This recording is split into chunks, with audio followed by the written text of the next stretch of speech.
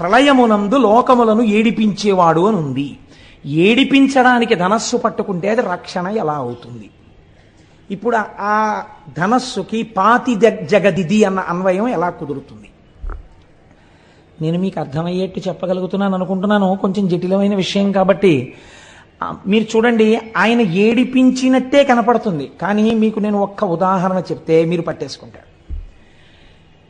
ఒక పిల్లవాడు తల్లిలో పడుకునేటప్పుడు వాడు నిద్రపోయాడు. నిద్రపోయిన తర్వాత తల్లి ఏం చేసిందంటే వాడి బుగ్గ మీద ముద్దు పెట్టుకుని కన్నుల నీరు పెట్టుకుని తల్లి అంది, నాన్న నువ్వు ఆడుకోకూడదని కాదురా, నువ్వు రాత్రి 11 దాటినా ఆడితే నీకు పడదు, నీకు వేడి చేసేసి తెల్లవారేసరికి నీకు దగ్గు మొదలైపోతుంది. గొర్రె దగ్గు అంటారు, గొర్రె దగ్గు వచ్చేస్తుంది నాన్న, అందుకు నిన్ను పడుకోబెట్టాను రా, అంతేకాని నీ మీద నాకేమన్నా కోపమా?